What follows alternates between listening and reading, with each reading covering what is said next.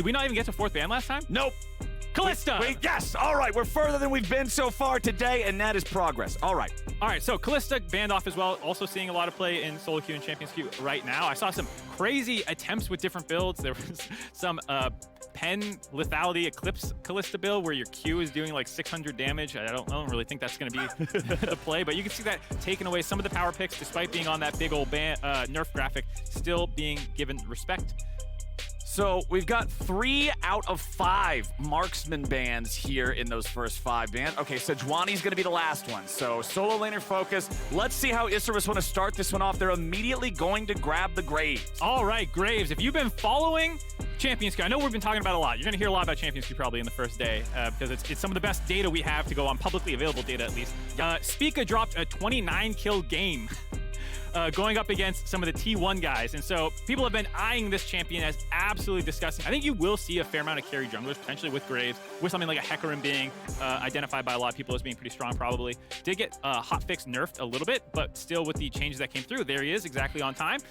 Makes me look like a genius. I love it. The changes that came through, if you have not been keeping up with patch notes, for Hecarim, the big thing that they changed was his Q giving more stacks to ramp up. Previously, it was 2 that you would get on Rampage. As you use that, you would kind of get the cooldown lower, the damage would increase. They have lowered the base damage, but put a 3rd stack on and increased the scaling. So Hecarim has a little bit of this ramp-up time in teamfights where he becomes absolutely disgusting. They also gave him some resists on his W, decreased the healing a little bit, but made it so that he's much better about going in, getting into that fight, being a little bit tankier, and just helicoptering all over people. Exactly. The DPS can go through the roof here on this guy. So they're going to get the Hecarim. They're going to get the Gnar for the side of Mad Lions. Back over to Isurus. It's an Ornn second pick. They're willing to just say, all right, let's scale it up here in the top side. You can have your lane bully. Doesn't matter. We're scaling for Ornn. Yep. ADD's most played champion on the Ornn, something he's very comfortable on, like you heard them talking about. A lot of weak side play for him. He used to play in the LPL. He's used to playing on some of these high pressure situations, big stages and whatnot. So hopefully he can be this kind of strong backbone in the top side. And there's that misfortune that we were talking about, seeing a lot more play with some of the buffs that came through. She also got hotfix nerfed as well. Her strut was a little overtuned, probably. A little strong there, but still a very strong champion in the current meta. And this matches what we would sort of expect for Isurus because they've got the scaling top laner and they've got a strong bottom laner that they can play through and play around and set up to have some success early. Yeah, this is something that I'm very excited to see them bust out here for Mad Lions. This works well with that kind of Hecarim like you're talking about, diving in there. Seraphine's one of the best enabling champions you can get. We'll see if it ends up going bot lane. That's where it's been favored recently, but maybe that will end up in Niski's hands. Well, this looks to me a lot, Mark, like some grievous wounds will need to be on the menu, going up against Seraphine healing as well as Hecarim's Spirit of Dread. You said that they gave him some resist. They knocked the healing down a little bit, but Hecarim's healing is still pretty incredible if he's in the middle of a fight, if he's able to get all that vamping done. Let's see how the second half of the draft is going to work here with the bans, because we do have top laner, we do have jungler, and we do have what I am assuming is bottom lane carry drafted for both sides, which means I need to look at support bans and I need to look at mid lane bans with the LeBlanc and the Swain banned away. All right, so Swain taken away from the Seraphine Swain combination. This is a disgusting combination that just results in mid-game meatballs that you can't kill. Yep. So no surprise, see that one taken out. The Azir did get nerfed, but it was one of Seiya's best champions.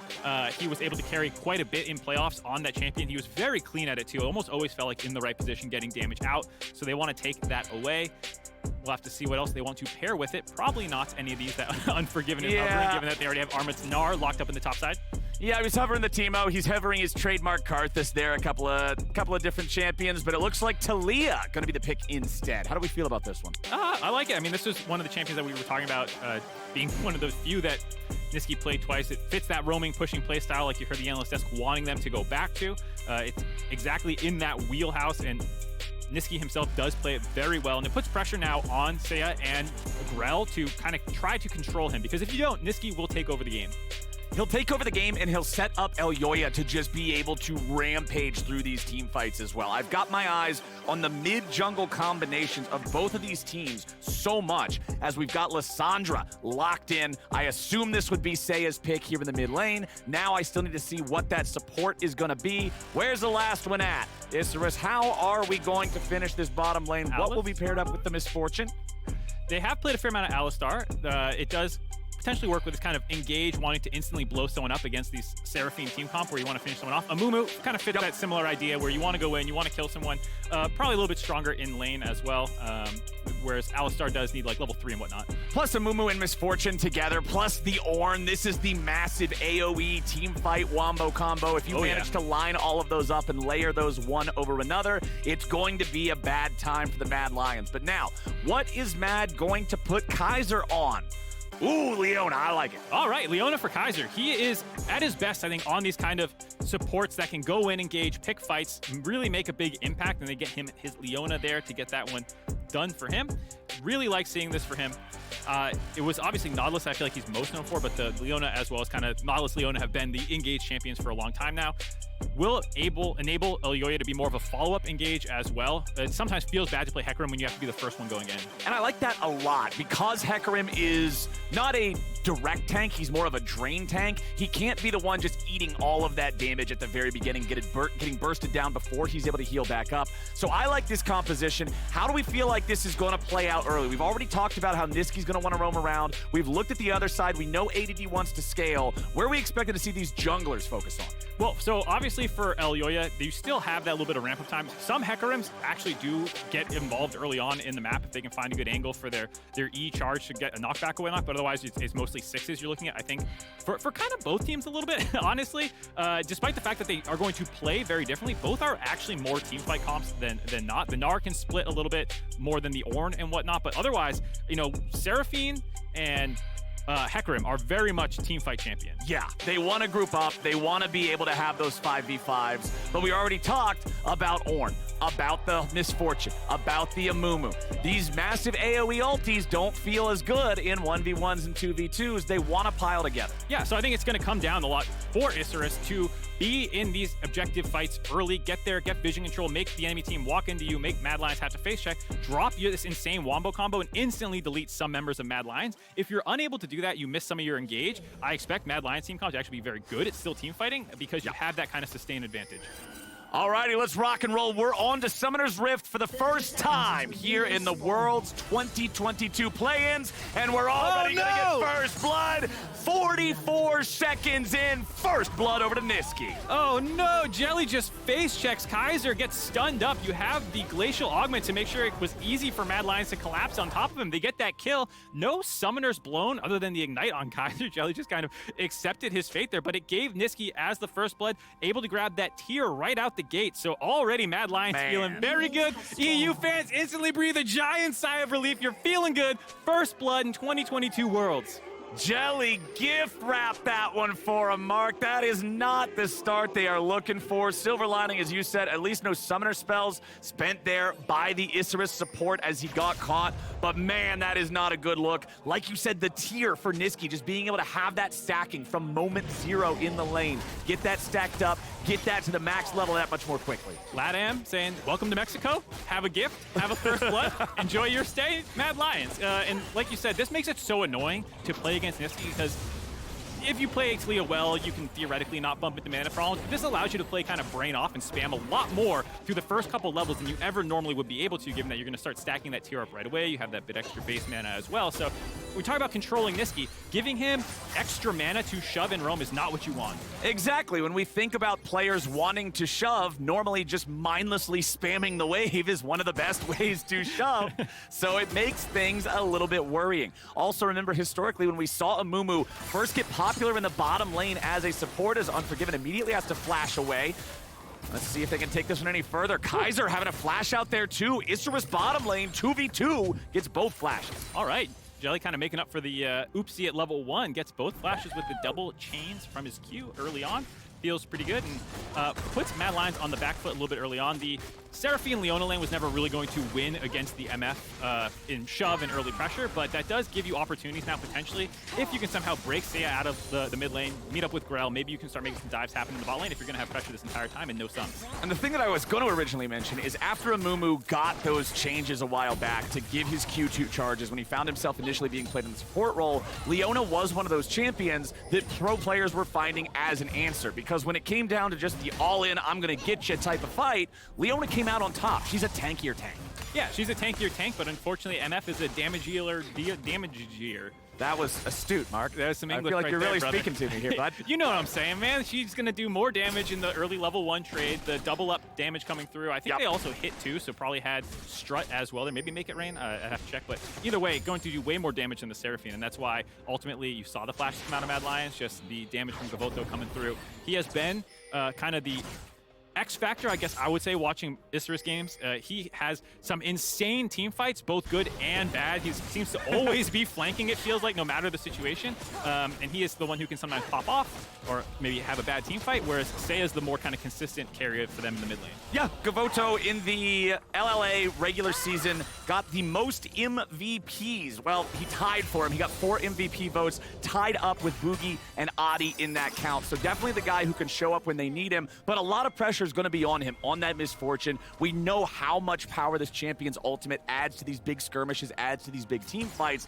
So that positioning of his, when he decides to press R, that's going to be clutch. It's funny that you did that when you're doing the hand animation of the ultimate, but no one can see that. So it was very funny for me, at least, to see the double guns there going off for you. Anyways, for this game right now, nice bit of a freeze here, making it risky for Mad Lions. They do have that one ward, and they don't know, but Grell was camping in the tri-bush, got the reset, though, didn't want to waste any more time. So a little safer for Mad Lions bot lane here, and I think they are some 2 members that have drawn a little bit of the attention for what was going on towards the end of playoffs for Mad Lions. The meta came through, there's that big change, hyper carries being a focus, bot lanes needing to win a lot, and Mad's identity being more about pushing and roaming and team play. Did feel like they struggled a little bit, both Unforgiven and even Kaiser a little bit. I saw him making roams that got him caught out of position, not quite playing at the same level that we all know he can play when he is this world-class support, and hopefully can stabilize from here in this bot lane. And that's why I like the Seraphine so much for Mad Lions. If you know your bottom laner is not the standout guy on the team, if he's not the superhero, if he's not the carry, then cool, put him on Seraphine. Create this death ball. Make this massive 5v5. And that's another thing that I think is going to be important when we look at compositions and we go through all these games, these 8 games a day in play-ins group stage in this best-of-1 format. Ease of execution on comps. Group up and death ball them, that's a good way to win. Yeah, and both teams have that option here. We were talking about, despite the champions playing very differently, both being somewhat team fight identity, Armit not got out of position here. He wants this fight. We got Ghost versus Ghost. Grell is taken low and Grell is taken out. Armit barely being kept alive. ADD's looking to get him now, but he won't have the damage. It's a disaster for Isserus. A double kill to Elyoya. Nice collapse from Mad Lions there. Armit starting that one off and having the fancy feat to make sure that ADD could not finish him off when Mad Lions collapsed on top of them. There's that roaming mid-jungle we were talking about. Both Niski and Elyoya coming in, catching out the members of Isserus in the river. Now up to a 3-kill advantage, 1,000 gold lead, feeling very good just past 6 minutes into the game. Man, oh man, the early game has not gone the way that Isserus Gaming was hoping for. That was so close, but still no cigar there in the top side. Ghost on both of the junglers to try to move around, get that extra speed to outplay one another, but it is the Mad Lions coming out on top. Let's take another look at how it went down. Yeah, you can see the invade was spotted out very early on. They knew that the members of Mad Lions were on the bot side of the map, so Grell thinks he's safe to invade, but the fact that Arma had collapsed from top lane to get the initial cutoff gave Elyoya time to collapse with that Ghost. Like you said, charging in there, you know, it's not just a post-level 6 champion for Hecarim. You can scrap early on. It's just sometimes getting on top of people. But when you already have that kind of setup, very easy for him to get both those killed. Double kill, accelerating the Hecarim. And I think for a lot of people, Elyoya being arguably the best player on Mad Lions, I think for a lot of people between him and Niski. And Elyoya is at his best on these kind of farming, scaling, carry champions. He exploded onto the scene with a lot of like tempo-based junglers and whatnot. So this is an incredible start for him in his first game at Worlds this year. Oh boy, Niski just getting all in here as the Ram comes flying through. Niski with a flash back to stay alive. Nicely done for the Mad Lions mid laner, but it does cost him both summoner spells to get away from. This is what they were talking about in the analyst desk, playing around Seiya a little bit in the mid lane. Not hard committing to it, but Seiya setting that up, getting the initial chunk down to Niski, and ADD roaming down from River.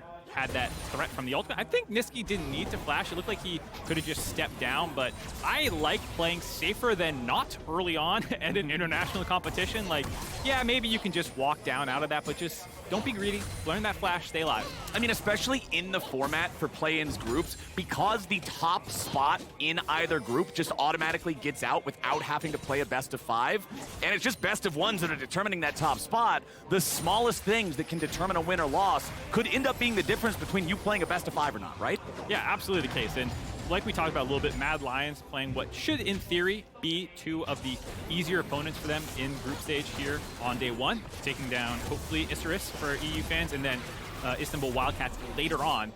A good start right now, and then, you know, have that little bit of momentum as you head into the tougher Eastern teams waiting for them. You got to be prepared. Got to get the reps in when you can get them. And Elyoya is going to get that early Rift Herald here for his team just a little bit after 8.5 minutes in as Kaiser and Unforgiven make their way back into the bottom lane. You can see Unforgiven having that ulti here on the Seraphine. That thing is massive gank assist, and it's really good against Misfortune as well. As soon as she starts channeling, you can fire it back, interrupt her, and take over the fight. Same with Leona, just dropping your ultimate on top of the MF if she ever tries to channel her ult early on in a fight will be something that to keep your eye on for Kaiser to do.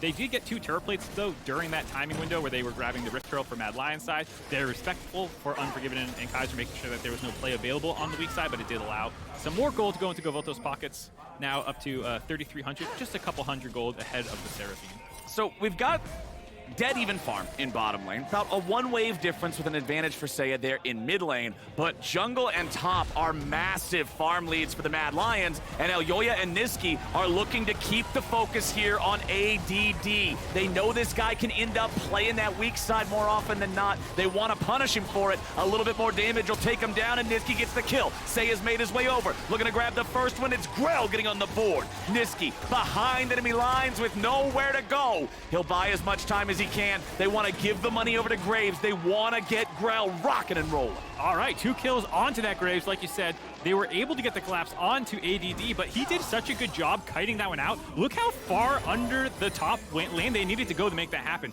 Nice usage of the Bellows Breath by ADD to not get the initial flick back that Niski did land onto him, that unstoppable, making sure that they had to go deep. And so he's playing very respectful here. They already have to run kind of between the 2 turrets. The fact that this did not actually cut him off, there's no flash on the Orin, so if they were able to land that one, he would have been dead much earlier. There you see the Bellows Breath to actually make sure none of the displacements stopped him from walking down to the point where now they're under the inner turret.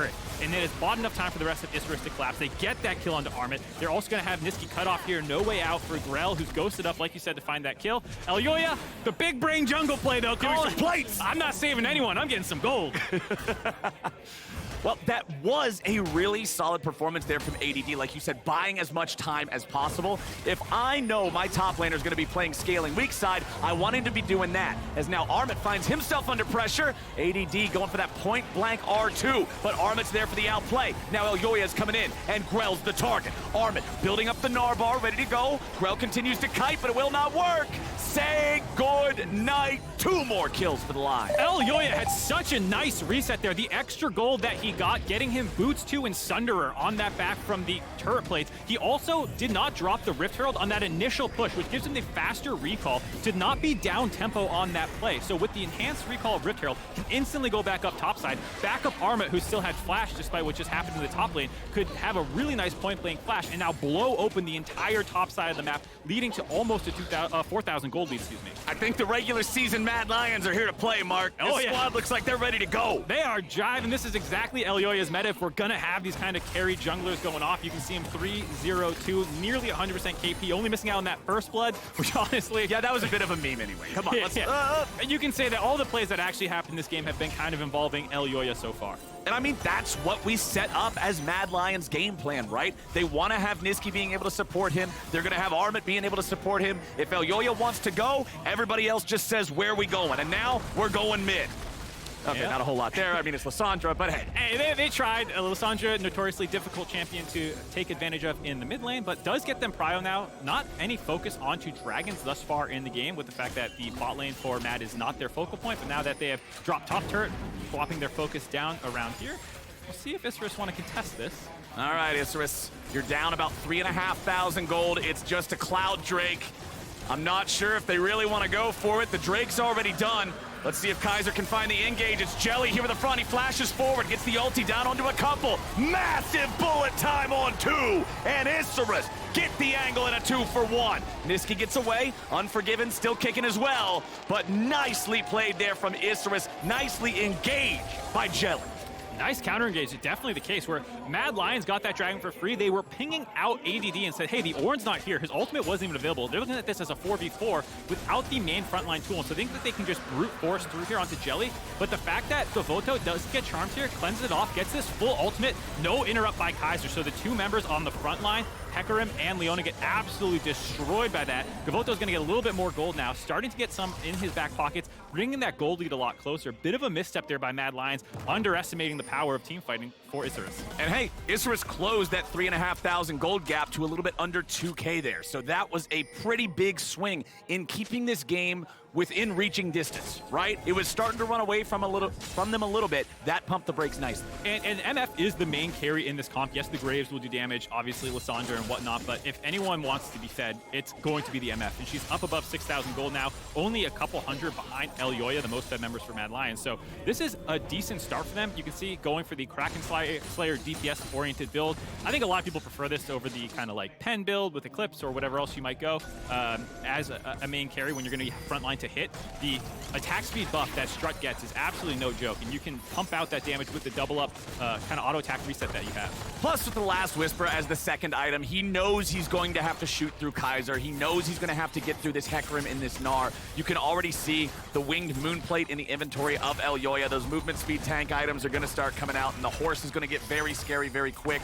Gunning through that front line is not just an option, it's going to be a necessity. Absolutely. And Elyoya, excuse me, you see not going for the tier build where you end up with Muramana that a lot of people go when they're going full carry Hecarim. Yeah, they can grab that tier early on. It does grab the Sunder and it's going into tank.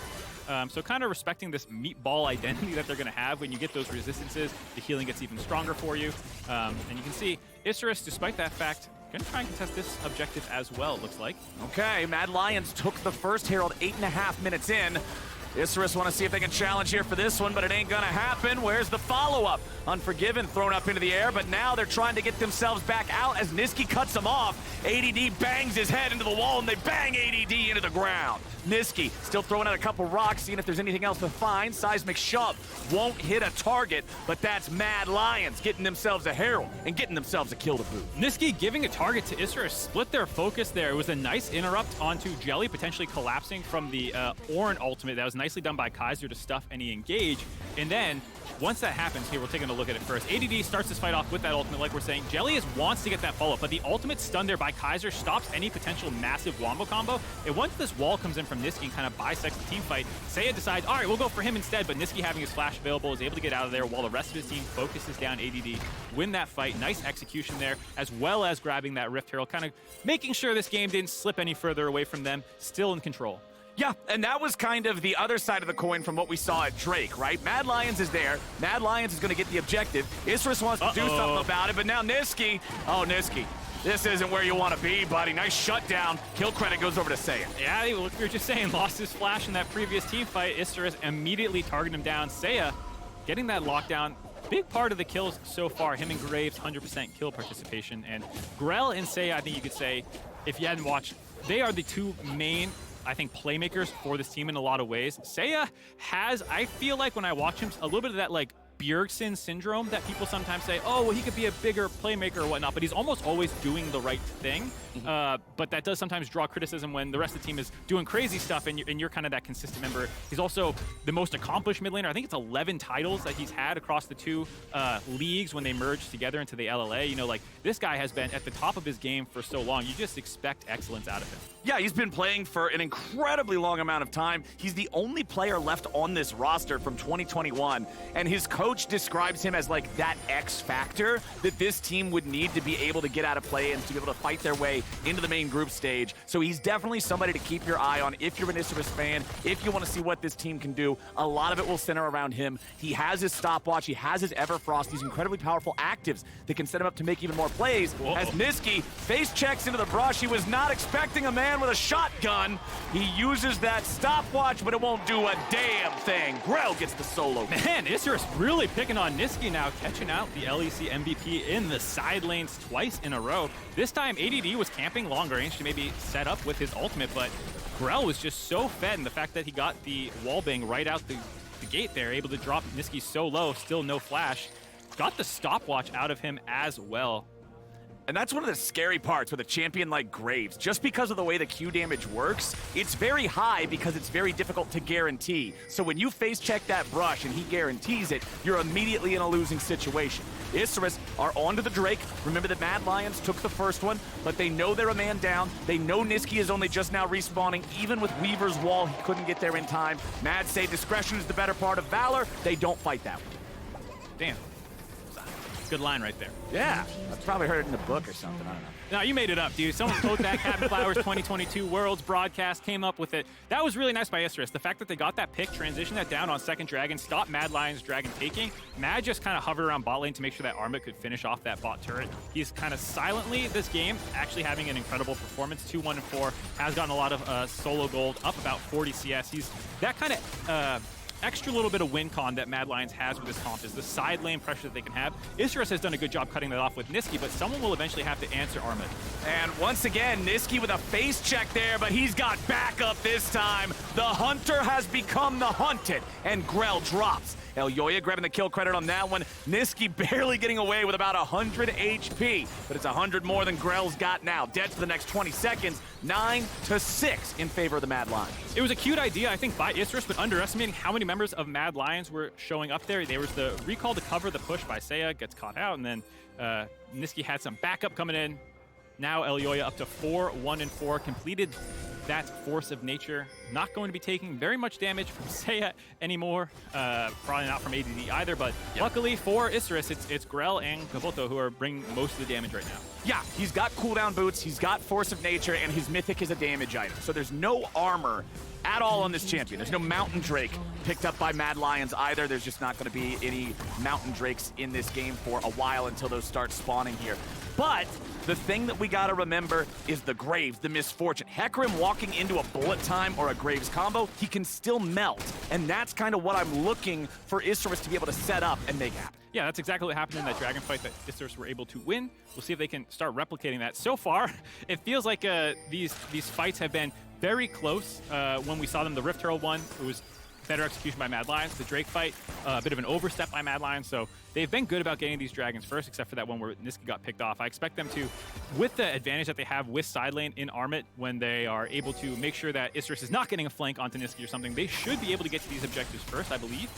Though Gavuto in the mid lane will have priority mid. It's very hard for the Seraphine to step up and contest that one. Yeah, that Lord Dominic's Regards second item fully completed now for the Misfortune as well. You can see the Black Cleaver on Armit as a lot of these guys on both sides are hitting those 2-item power spikes. And we talk a lot about gold advantages in League of Legends, but gold is just a pathway to items. And so especially if you're the team that's behind, you want to fight on the same completed item spikes if you can. And right now, it looks like both squads want to posture around mid. Niski gets away there as Jelly tried to go in after him. Yeah, got the interrupt, I think, actually on the Q, so did not end up over the wall for Jelly, but still gets the flash out of Niski, which in 2 minutes will still be down when they get to this Drake fight again. Might make him a juicy target for all this engage that Isurus has on their side. Exactly, and he does not have any sort of an aggro drop. You can see there's no stopwatch, there's no Zonias there for Niski. He has a cleanse that'll be up, but now, ADD, he's playing weak side again. The Ignite keeps ticking, the Solar Flare guarantees the damage. Armit flashing in to get that Q just in case, but it won't even be needed. Tier 2 turret drops here in the bottom lane, and Mad Lions keep pushing. Yeah, Mad Lions catching Isurus in a bit of a reset there. ADD on the lane by himself. How far can they push this? Okay, they pop both big ultis of the bottom laners there onto Elyoya. They clear out the wave. They hurt the front line of the Mad Lions. They'll force them back for now. Nice stem the bleeding there for Isurus. Did not want to lose an inhibitor turret. No. Right there. And I still like that play by Mad Lions, getting down, getting onto ADD. You saw how long he lived. He actually played that one fairly well. Almost got out and had to get finished off by kind of a Leona ult snipe. Yeah. But because Isurus was just so out of position in the middle of that reset, they couldn't actually punish Mad Lions there. Mad Lions able to get more gold in their back pocket, get this back up close to that 4,000 gold lead that they were at before, heading into the third dragon. All right, third dragon, 2 big team fighting comps. I feel like being first to the scene is of paramount importance here. Absolutely the case. I think both teams are very happy to make the other team face check them. They have a lot of lockdown CC, both teams. If you go and try and walk into a Seraphine with the poke and then the charm coming through, forcing you to walk forward, the flickbacks, all that stuff is very scary. Same case for Isurus. You have the Misfortune ultimate to combo with the Mumu. You can see them still want to keep a little bit of vision onto Baron, not lose it completely, but based off their positioning, the fact that Isurus has all their members up on the top side of the map, you have to think that they're not actually going to contest this. I can understand this thought process. ADD is 2 levels away from starting to turn on his items, so instead they're saying you stay. Oh, excuse me, Mad Lions up on the top side trying to get the Baron pressure down. Mad Lions just going for the Baron. They're saying, all right, you guys had control over that bottom side river. If you want the Drake, take it, but Baron's gonna go our way. Isurus hanging around this area. Baron's at about 6K, Mad Lions pull off of it. It's so dangerous to hard commit to something like this for either one of these comps with the amount of AoE on both sides, but it still means there's Drake alive. Drake is still alive, but Mad Lions are not backing off the pressure. With the Seraphine in their comp, they can kind of keep posturing around this objective, force Isurus over and over again to have to face check them. They have such good vision control here in the river, but Isurus are kind of calling that bluff, saying, we'll just keep taking turrets if you don't actually commit onto the Baron. Yeah, Isurus is doing a really good job here, just picking up 2 turrets for free in mid. It's not going to stop them from getting to the Baron in time, you would think. ADD and Jelly still looking for the chance. The Baron's at 3K. Little bit of damage over the wall. Here they go. It's bullet time. ADD gets the first kill. Isurus are going in, but Mad Lions have found themselves the Baron. Elyoya looking for any sort of a chance here as Seiya takes a lot of damage back from Niski and Unforgiven, but Elyoya is down. Niski and Unforgiven trying to get away. Jelly dies in the back end of the fight as Grell goes forward, looking for even more. He'll take down the enemy mid. He looks for the enemy carry. Unforgiven gets away into the top lane, but Grell and Gavoto are looking Last for Baron. There comes that into the line. Unforgiven's the only one left, and he's gone. Isurus get the ace. Isurus wiped the Baron off of Mad Lions. It was a last-ditch effort by Elyoya, ulting into the pit to make sure it was not a complete disaster of a play. So greedy by Mad Lions to stack in the pit against this team comp of Isurus. They get obliterated for it, though the game is not over yet because they were able to get that Baron. Here you can just see, sitting in that pit, such an easy 2-man ultimate for the side of Gavoto there to solve them out with Jelly. That forces, you see Elyoya to go ulting back in, get that. There's a couple members killed it right out the gate. ADD dropped as well, but Grell plays this fight so well, just staying in melee range the entire time, stacking up that grit, getting multiple Gore Drinker procs. Jelly giving his life up here to enable that chase down sequence and to actually wipe all these Barons off the side of Mad Lions. Gavoto with that strut coming in clutch, able to back up his homeboy. Grell finding all of these kills, just such an incredible performance on him in his Graves. And this is a huge reason why he's got Ghost on the Graves too. As you could tell, he was ghosted that entire fight. As he got the resets, as he was able to get those knockouts, he just kept extending the duration, and the hometown crowd is ready to go. Yeah, I was just about to say, it must feel so good playing on the world stage, acing the European representatives here, the 4th seed, in front of your audience, scaring those crowd cheers behind you now, and the gold lead still about 3,000 in Mad Lions' favor. That Baron being smited by Elyoya, I can't stress enough how important it was, because it's not just the fact that you get a gold lead from it, but also stopping Isurus from continuing to push and then group up with this comp that they have would be so difficult to stop the siege. So Isurus did get those 2 turrets mid. They did get the ace. They did get themselves the Drake as well. You can see they've got that mountain on them now, so they're going to be a little bit tankier. One thing they got to be careful about, as you can see them backing away from where they were in the bottom lane, ADD's on the other side of the map with no teleport, so they really couldn't afford to get caught out there. They're going to back away for now. We've got 4 minutes until the next Drake and the next Baron are alive, and it's Mad Lions once again pushing out the bottom lane. What do you want to see them do here, Mark? I like what they're doing right now, just staying aggressive, trying to get vision control and make these kind of pick plays happen. You do have a lot of mobility with Elyoya's speed, with Niski's ultimate to try and find people in the side lane. Armut is still very strong, very far ahead of ADD himself, so very possible for Mad Lions in these 3 intervening minutes before they're forced to 5v5 again to look for pickoffs. Isurus has done a good job themselves of finding angles onto these, Niski in particular, whenever he splits. So for them, though, I do still kind of go back to that scaling angle we're talking about. ADD is hitting those Masterwork Horn items now. This is going to make them even scarier in the 5v5s as they continue to scale up.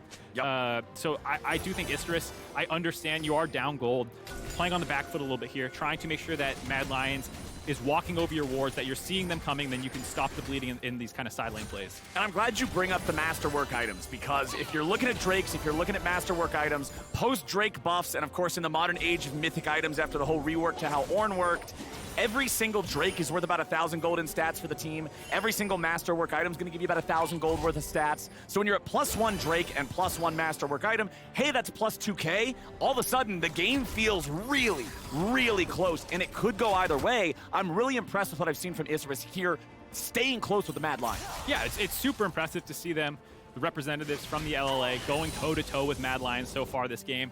A lot of these team fights have been huge ultimates by Gavoto. I think he's having an incredible performance, like you said, one of the most important members of this team.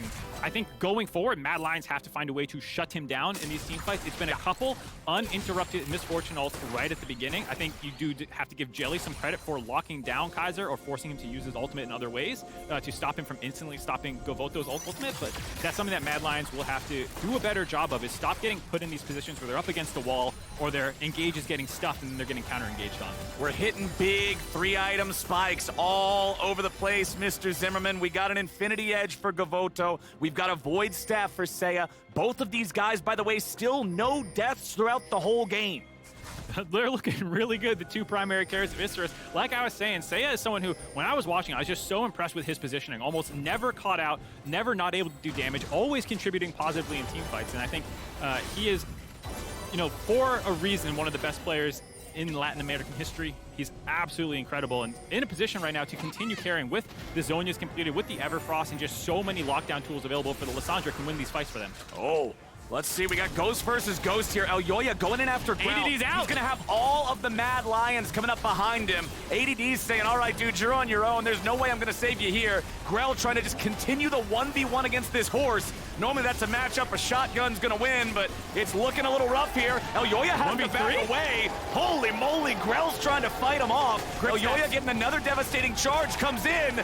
Grell staying alive still. He's bought so much time, but the space isn't gonna get him a whole lot more. And finally, the Mad Lions run him down. Almost 1v3 by Grell there, stacking up the grip, making sure that Elyoya's damage was not that significant, given that he did not go that Muramana build and could kite out the magic damage from the rest of Mad Lions there. I wonder if ADD stuck around, if they could have turned that. There were multiple members of Mad Lions who kind of pulled off that play and assumed the 3 people up there were enough, so maybe it would have been 2 kills going over.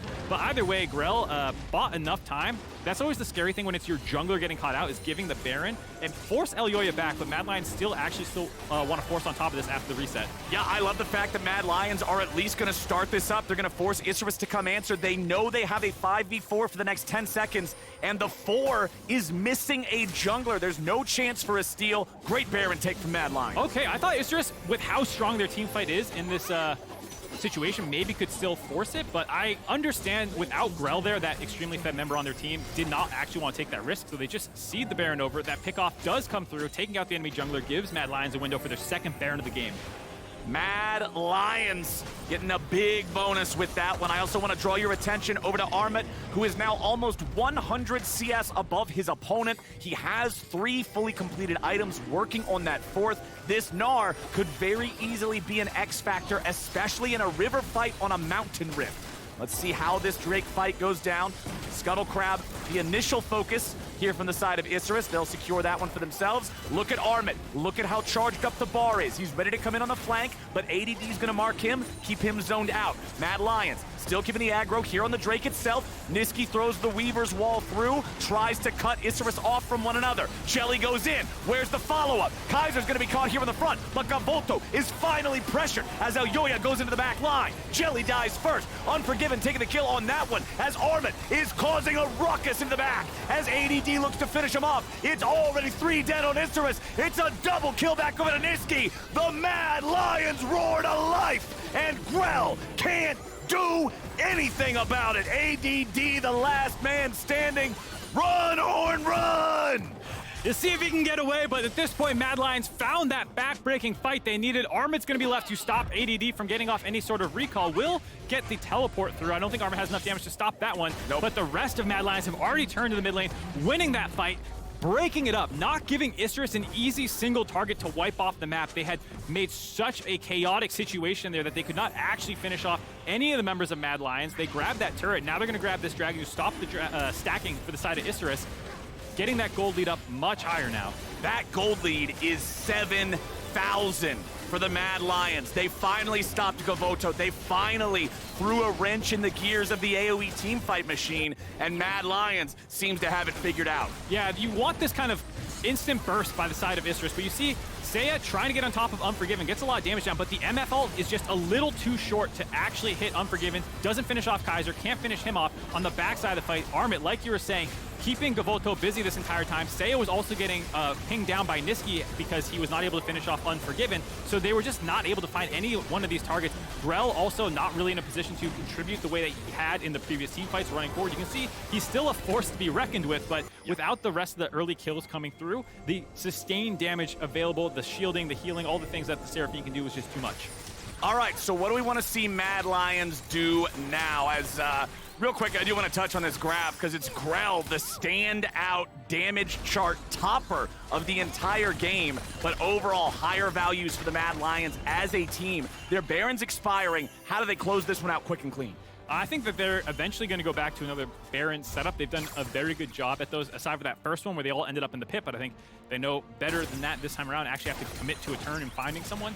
I also got to say, just Armit is so insanely far ahead. If you look at the gold, he's over 5,000 gold ahead, just getting his Flame Horizon online now. Will continue getting further and further ahead of ADD. No one can stop him 1v1 in the side lane. And so you also have that in your back pocket as well, is that when you do start doing these Baron setups, you don't need to full commit to it. You can just pressure them and buy space for Armit to work 1v1 down on enemies in the side lane. He's already level 18, highest level in the game. No one else is really close. Niski, I guess, at 17 is the only other one on their side, but ADD 3 levels down. And one of the big things I'm looking at here, 4-item power spikes. They're online for Mad Lions. You've got the Force of Nature there for Armit. You've got the Rabadon's Death Cap for Niski. Even in the Seraphine inventory, Cosmic Drive, Void Staff, Seraphs, they've got a big advantage over Isurus right now, who are still sitting on components for those 4th items in most positions. I'm looking to see Mad continue to keep the pressure online. Yeah, I like this. They're hovering around mid. They're keeping them forced there while Armit has the pressure in the bot lane. Keeping Isurus confined to their base, no way to push out and get wards in advance of whenever the Dragon and the Baron come up. Both of them respawning at around the exact same time, 2.5 minutes out basically for both of them. But with how much pressure Mad have, there's no way for Isurus to set up, get wards for TP flanks if Seiya wants to try and come in from the backside of a team fight. And because he's the only one with the strength to really contest Armit, that means that one of your biggest damage dealers and setup for CC and engage won't be there. Yes, ADD, if he's the one grouped with your team, has plenty of engage as a norm, but it's not quite the same backline threat that Seiya could bring if he was the one who was grouped with your team. Alrighty, my friend, we have some troubling waters here for Isurus. They've put up a really good fight so far, but honestly, just the past couple of fights from the Mad Lions have been such different makers. I feel like the game's just been blown wide open. It's pretty hard for Mad to lose from this point. Yeah, Mad are looking good, but I gotta say, this is an absolute banger for a first game of Worlds. The hosts in Latin America and Mexico City, Isurus Gaming going up toe-to-toe with Mad Lions. They're on the back foot now, but I think keeping this game closer than a lot of people were expecting, myself included. I thought Mad Lions, especially with the early kills that they got in the game, would just run away with this one, but showing a lot of toughness from Isurus here, but will be very difficult to actually come back from here with the amount of control that Mad Lions have. Yeah, we remember back, to the start of the game. It was Jelly, the free kill at 44 seconds into the game. It was the 2-for-0 in top, where Armit just barely lived, kiting him out. Mad Lions had a great start. Isurus was able to strike back well in some of those team fights, and I think some of that was Mad Lions' overconfidence as well, giving Isurus some moments where they were able to really show up and punish them. But now, Mad Lions has learned, okay, these guys aren't pushovers. We got to respect them. We can't just give them freebies. And they're playing in a way that's forcing Isurus to have to not get those setups they're looking for. They're playing in a way where they can push back and punish.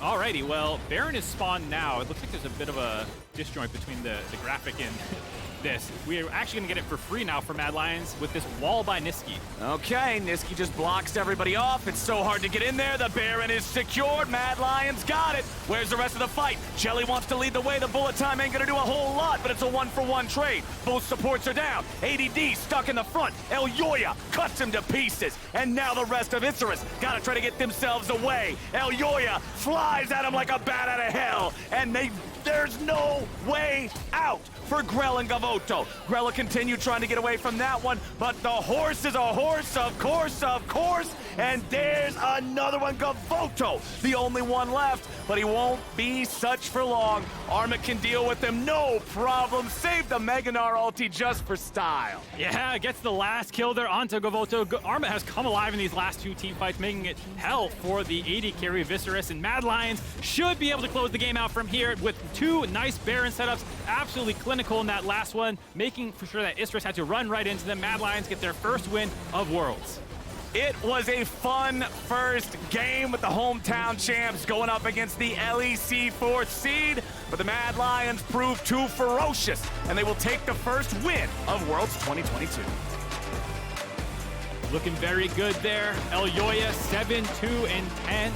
Got so fed this game, was an absolute force. Niski, despite some early game struggles when he started getting picked off from the sidelines, 8-4-8, had some really nice Reaver's Walls at the end to make sure that these fights were very difficult for Isurus to finish off, and there you go.